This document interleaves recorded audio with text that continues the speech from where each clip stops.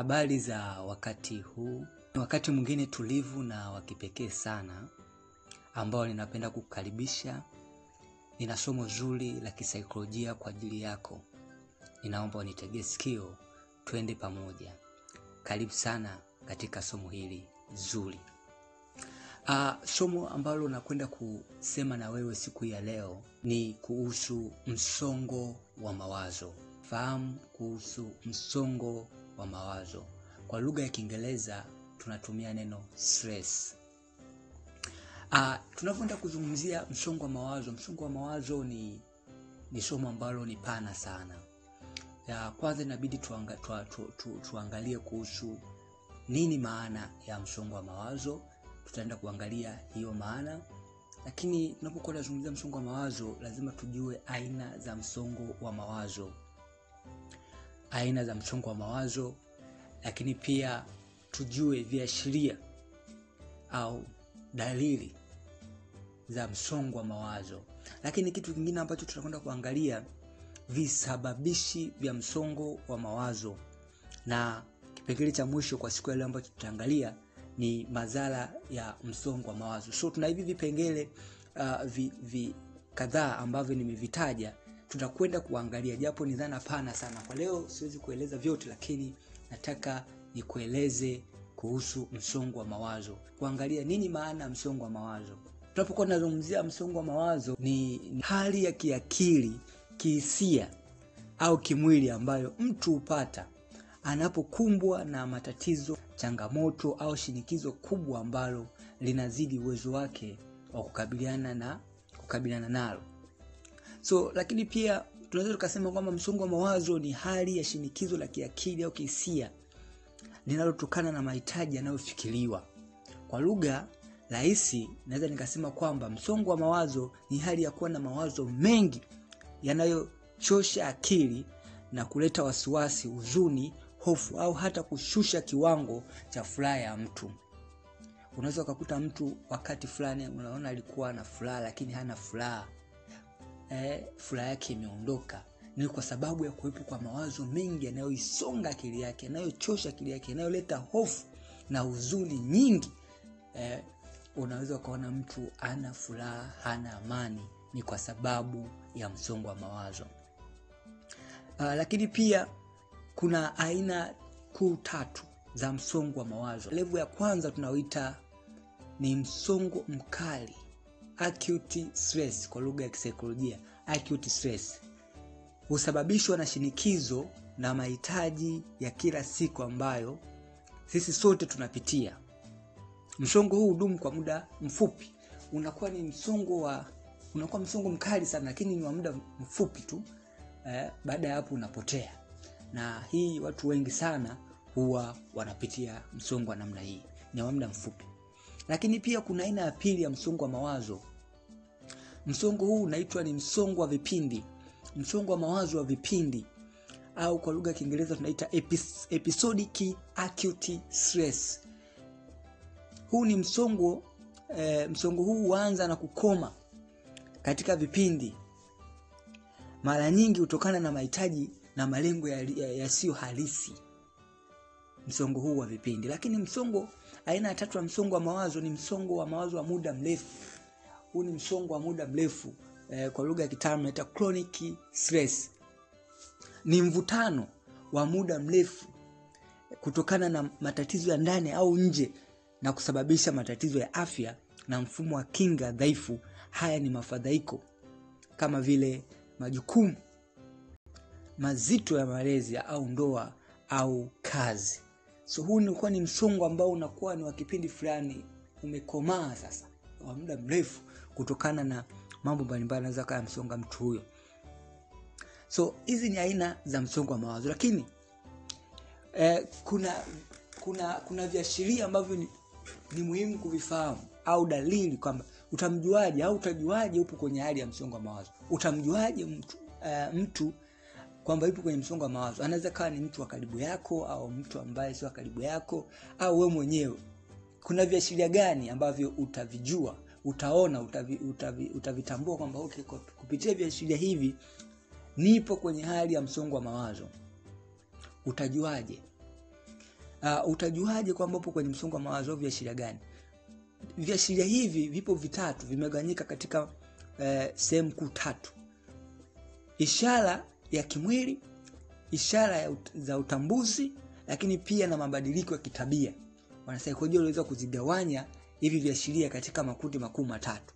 Tukianza na kundi la kwanza ambalo linazungumzia ishara za kimwili, kwamba kupitia ishara za kimwili tunaweza tukagundua kwamba tupo kwenye mtu huyo yupo kwenye msongo wa mawazo au yupo kwenye msongo wa mawazo. Kwanza kabisa kwenye ishara za kimwili, hapa tunaweza kuona maumivu ya kichwa mara kwa mara, ugumu wa kulala, maumivu ya kifua, mapigo ya moyo kwenda haraka, maumivu ya misuli, kichefuchefu, maumivu ya tumbo, kuhara au kuvimbiwa, uchovu wa mwili, kupoteza hamu ya kujamiana au kupoteza hamu ya kujiamini, kuhisi baridi mara kwa mara. Lakini pia kwenye kundi la tatu la kuweza kugundua ishara ya msongo wa mawazo, ishara za utambuzi, ugumu wa kuzingatia, matatizo ya kumbukumbu, mtu anakuwa anapoteza kumbukumbu, uamuzi mbaya, wasiwasi, kuchanganyikiwa na kupoteza hisia za ucheshi. So hizi ni ishara za mojawapo ya kugundua kwamba upo kwenye msongo wa mawazo au haupo kwenye hali ya msongo wa mawazo. So ishara ya utambuzi maana kwamba ni kwenye michakato ya kufikiri, uwezo wa mtu kutunza kumbukumbu au kufanya maamuzi kwa usahihi, anakuwa hana uwezo huo. Anakuwa ni mtu mwenye kusahau kila mara, anakuwa ni mtu ambaye hawezi kutunza kumbukumbu kwa sababu ya msongo wa mawazo. Nitakuja kukueleza kwa undani sababu au kwa huko somo mengine yajayo vitu ambavyo vinapelekea mtu kupoteza kumbukumbu. So kwa leo mojawapo naweza kuona kwamba tunakuja kuona ni ishara mojawapo ya mtu kuwa na msongo wa mawazo. Lakini kwenye kundi la tatu, mabadiliko ya kitabia. Mabadiliko ya kitabia, hapa tutajuaje kama mtu huyu ana msongo wa mawazo? Kupitia kiashiria cha mabadiliko ya kitabia. Kula zaidi au kidogo kuliko kawaida. Yaani mtu anaweza akawa anakula sana au anaweza asiwe anakula sana kuliko kawaida ambavyo tumemzoea. Kulala sana, mtu unaweza kumuona analala kila mara. Kutumia pombe, sigara au dawa za kulevya.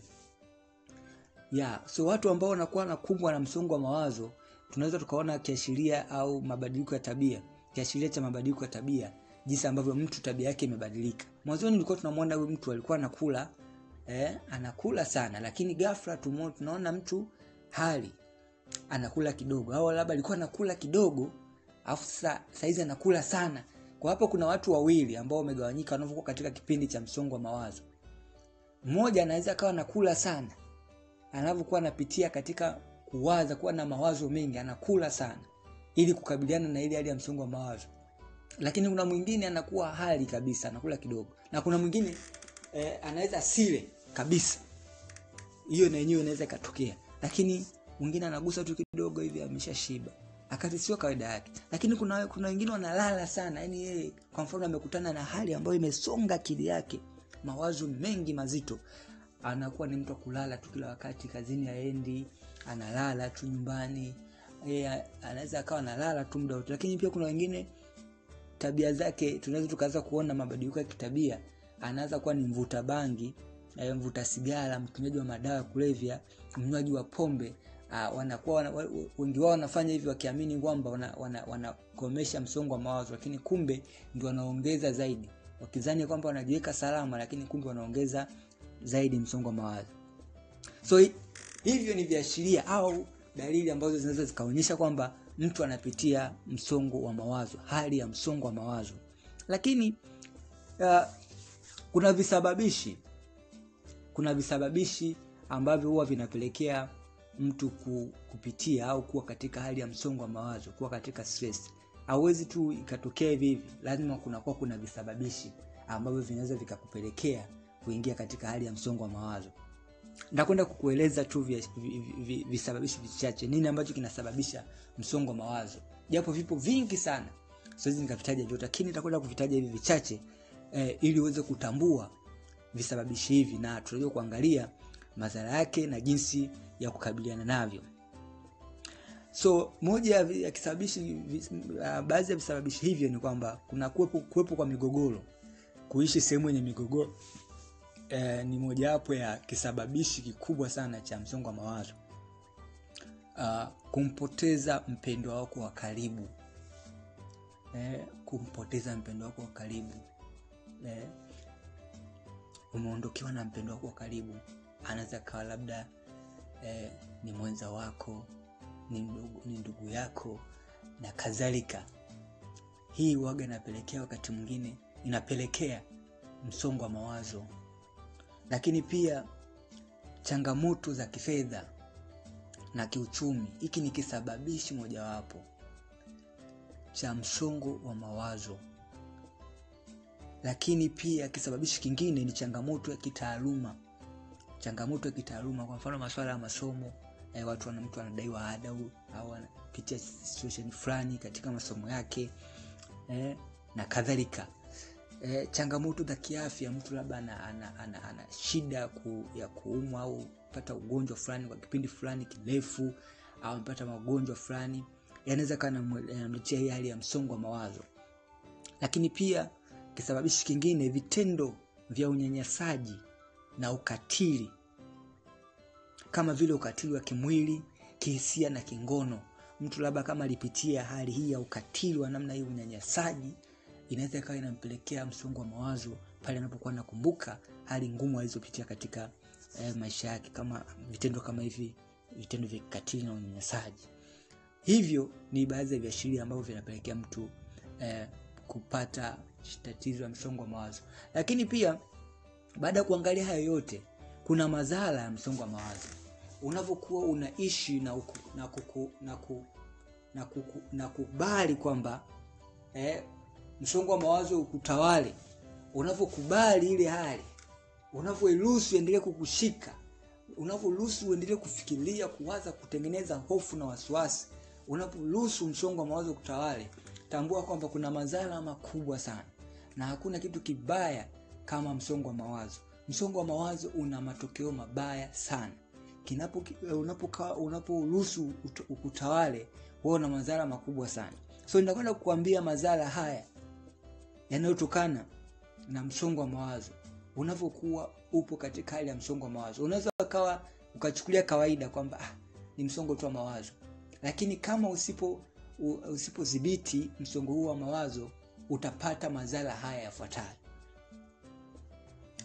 Moja ya madhara makubwa ya msongo wa mawazo, msongo wa mawazo unaweza kusababisha mtu kupata ugonjwa wa kisukari, inaitwa diabetes.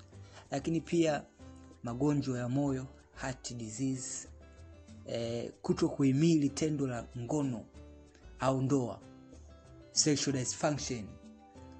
Hii ni mojawapo madhara ya msongo wa mawazo. Kupata vidonda vya tumbo. Kuna watu wanaweza kuwa nakuta mtu alikuwa vizuri tu, lakini kwa sababu alipitia msongo wa mawazo, unakuta anaingia kwenye madhara kama haya, vidonda vya tumbo. Lakini pia mtu anaweza kupata sonona au depression, kwamba sasa umeshafikia ile kwenye ile chronic stress, kwamba msongo ule wa muda mrefu, na mwisho wake sasa unapelekea depression. Unakuwa ni mtu mwenye huzuni iliyopitiliza. Lakini pia wasiwasi, msongo wa mawazo unaleta wasiwasi, unakuwa ni mtu mwenye wasiwasi kila mara. Haya ni madhara. Yaani unakuwa unaogopa, unakuwa ni mtu mwenye hofu, wasiwasi. Lakini pia madhara mengine ya msongo wa mawazo ni magonjwa ya ngozi, skin problem. Lakini pia msongo wa mawazo unasababisha matatizo ya hedhi kwa wanawake. Unakuta hedhi ya mwanamke haipo sawa, anapata shida katika hedhi. So yapo madhara mengi sana ya msongo wa mawazo, yanayotokana na msongo wa mawazo au yanayosababishwa na msongo wa mawazo. Lakini kwa leo naomba nikueleze haya. So tambua kwamba kukaa na msongo wa mawazo ni hatari sana kwa afya yako ya akili na mwili pia. Yaani msongo wa mawazo huwa unaharibu kuanzia kwenye akili yako na kwenye masuala ya mwili wako, inadhoofisha mwili wako. Unakuwa mtu ambaye unapitia wakati mgumu kwa sababu ya msongo wa mawazo. So Naomba niishie hapa, somo langu litaishia hapa, lakini naomba kaa tayari kwa ajili ya muendelezo wa somo jingine ambalo tutakuja kuangalia mikakati ya kukabiliana na msongo wa mawazo. Baada ya kuona madhara ambayo yanatokana na msongo wa mawazo, naomba usiache kufuatilia somo linalofuata kwa ajili ya kuangalia mikakati maalum madhubuti ya kukabiliana na msongo wa mawazo.